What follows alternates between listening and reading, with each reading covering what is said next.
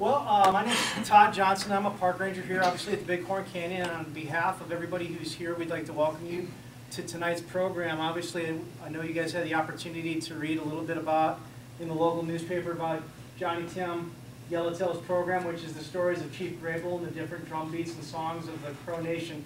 We are incredibly lucky to have Johnny, who's been volunteering here for the last, how many weeks now? I started in... Yeah, I was going to say, it's been almost 2 months. I can't believe it's already March 1st already when you think about it. And so Johnny has been really super helpful in helping us understand a little bit more about the Crow Nation and what the contributions that they've made to the area. And so tonight is kind of a continuation of a lot of Johnny's great work that he's been done. Johnny and I have had the opportunity to work together the last couple of months. We've done 2 programs at Northwest College. And we've been just incredibly lucky to have a lot of people show up. We talked about buffalo jumps. We also talked about the Yellowtail Dam. And Johnny has just been able to really give us a lot of great input into some of what the Crow Nation's perspective was on both of those events. And so tonight's a continuation of your great work. We're looking forward to working with you for the next few months as Johnny's going to continue to be volunteering here. So with that said, we'll go ahead and turn it over to John. Let's give him a round of applause, please.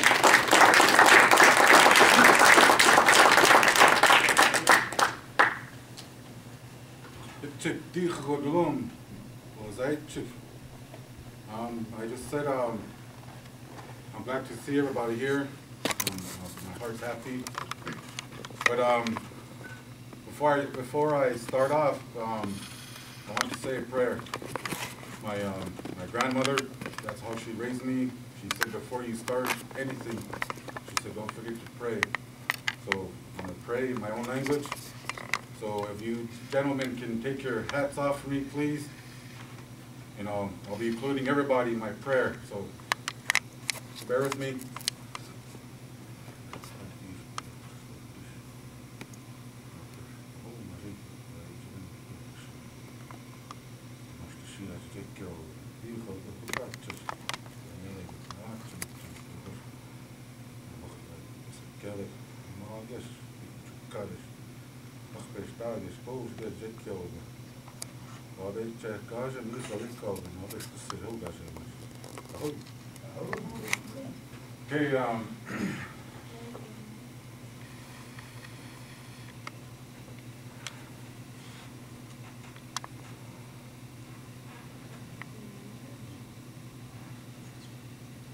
Okay, before I start, I want to thank Todd Johnson, Jerry Anderson, and Christy Fleming.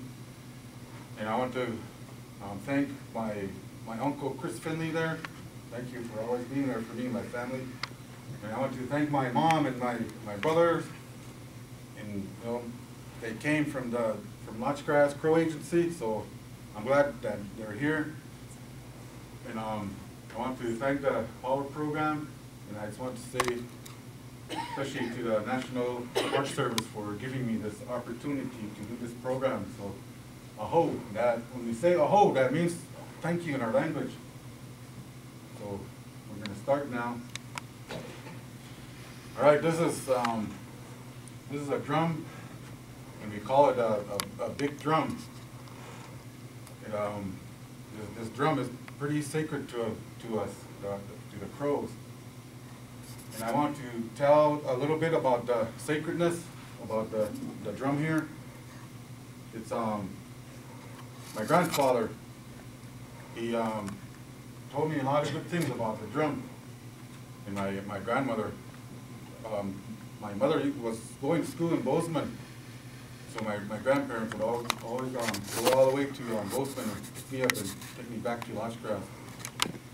So, you know, it was always back and forth. But my grandfather, you know, he told me a lot of good things about this drum. This one time I was pretty young. I was probably about 8, 9 years old around there, and I was walking towards my grandfather's room, and he was sitting there. When I walked in, he was doing these drumsticks. We call it a drumstick for the drum. So he was making drumsticks, and I asked him, I said, "What are you doing, Grandpa?" And he said, I'm making drumsticks." And I said, "For who?" He said, I'm making these drumsticks for anybody that wants to come and sit at this drum and sing." He said. After that, he told me, he said, "I want to tell you," he said, "this drum," he said, "it's sacred." He said, "Treat it like a person. You know," he said, "talk to it nice. You know," he said, "don't." He said, "There's a way to feed it and give water to this drum." But he always told me, he said, that drum's sacred. So I'm going to change the story and go back into this other one where you guys will kind of know how sacred it is. When I was 13 years old, I started singing with this one group. They're called Black Whistle. We practiced for a whole year. And then Denver March Powwow. There's a powwow in Denver, and they call it Denver March Powwow. That's pretty much the start of the powwows. So when we got to Denver March, we sang Friday night, and they were going to continue Saturday and Sunday with the powwow. So that Saturday morning, we all got up and we went to our lead singer's room. As we went in there, we kind of had a little meeting. We all stood around and we started talking about what songs we were going to sing and that day. So one of our singers, his name is Dwayne Blacksmith, and he said that he had a dream that night.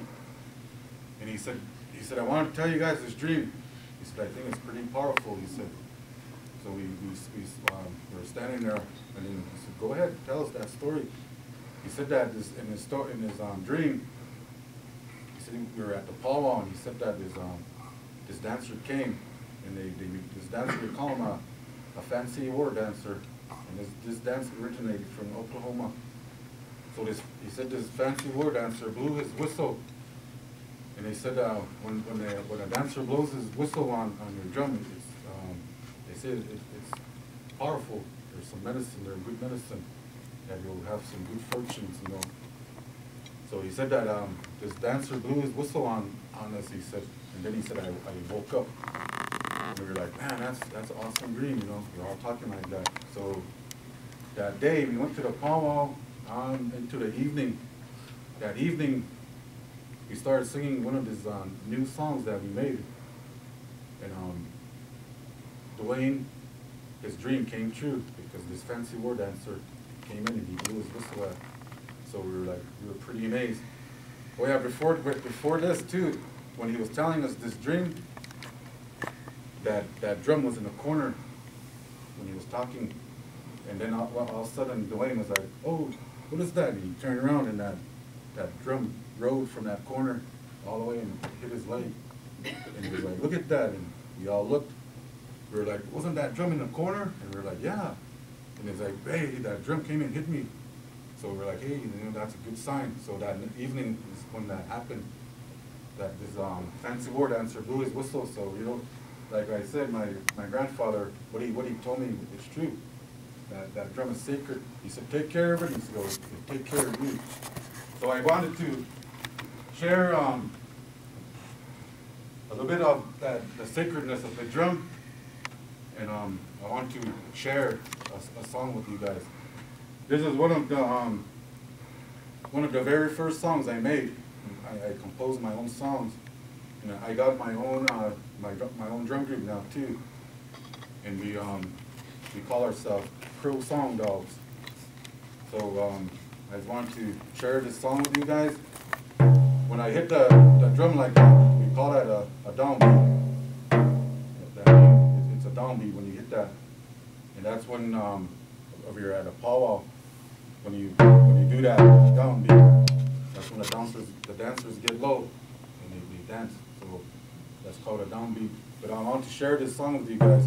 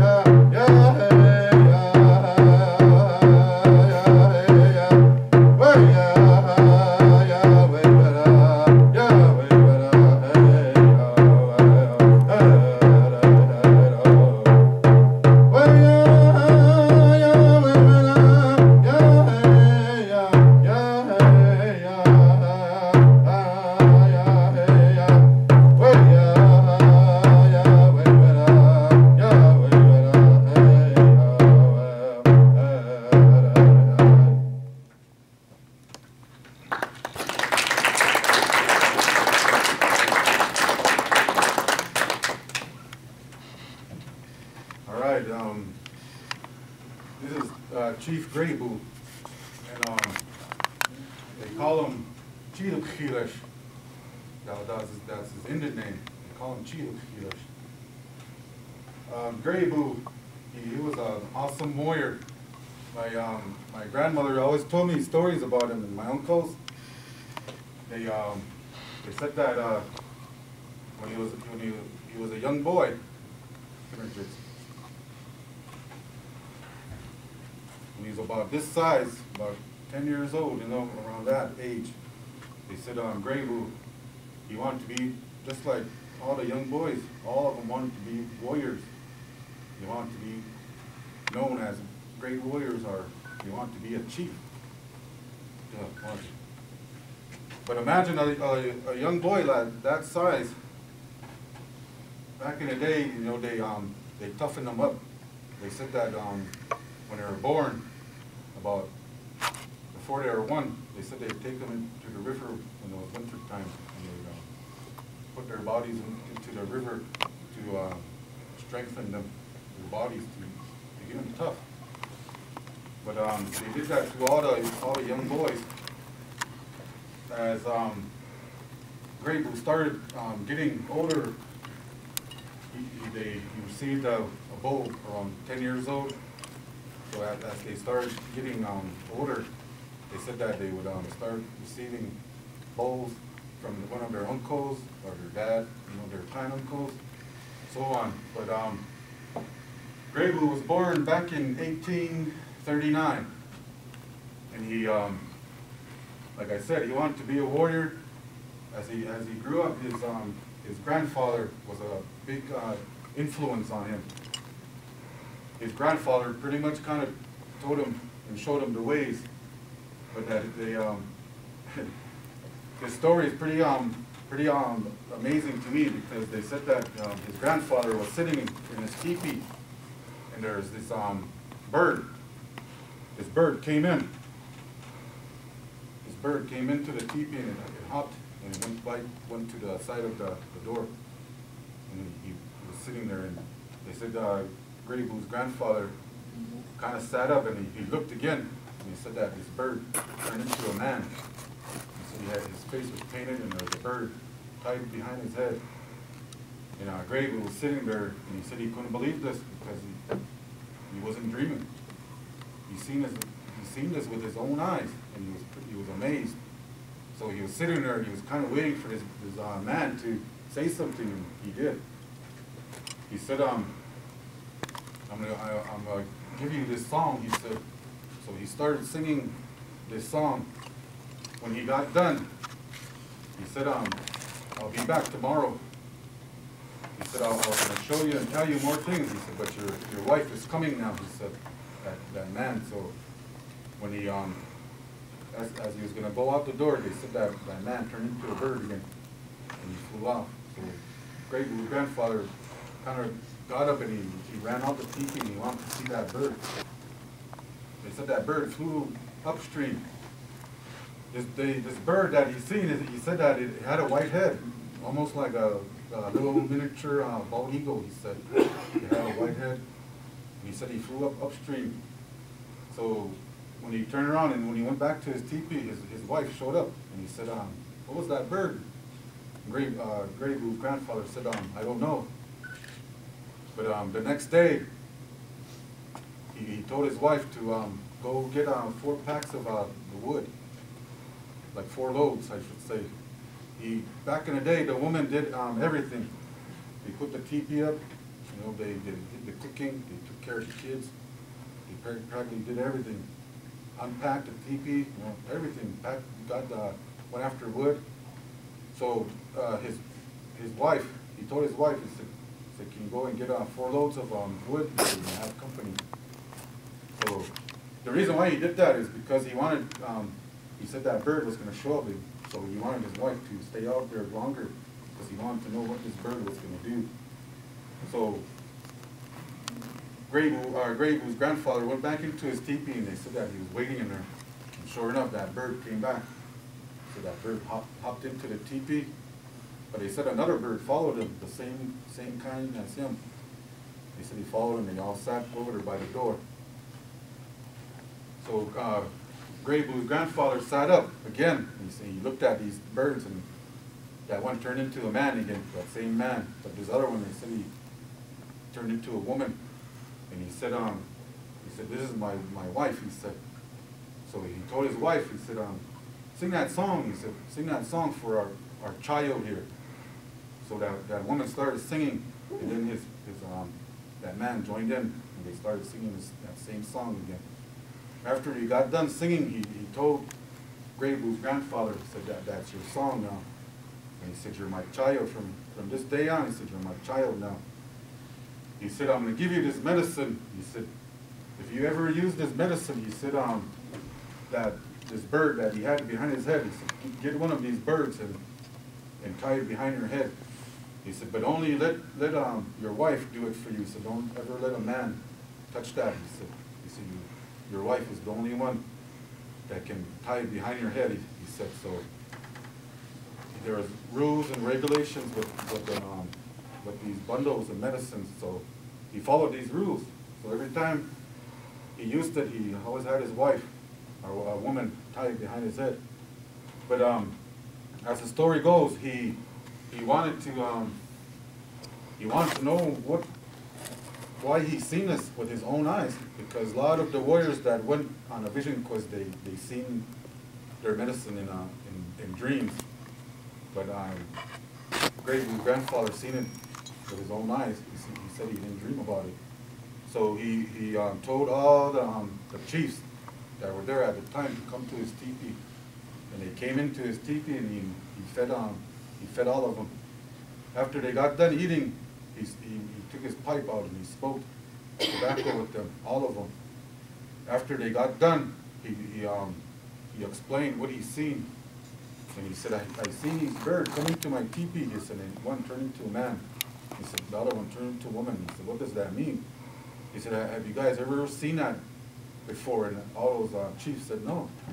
Then he asked them, he said, how did you guys get your medicine? He said, and they all told him, he said, we all went up to the mountains and we received our through a dream, he said. But Gray Blue's grandfather said, that didn't happen for me. He said, I seen this with my own eyes, he said. So he said, what does that mean?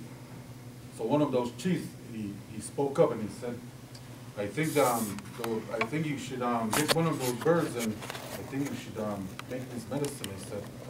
So he was like, okay. But after that, his grandfather was kind of like he felt like that it wasn't going to work, or it wasn't good, because he didn't dream it. He seen it with his own eyes, so he thought this medicine was not good. But he ended up making this medicine. He got one of those birds. He got the head and the tail feathers, and he sewed them together, and then he tied them behind his head. So as the story goes, the Lakota Sioux, the enemies of the Crows, came to Crow country, and they said that there's about 30 of them in this trench, and they're fighting back and forth, the Crows and the Lakota Sioux. And they said Gray Blue's grandfather showed up. He painted his face just like that man you seen in that teepee. He tied that bird behind his head, and then they said he rode in with a white horse.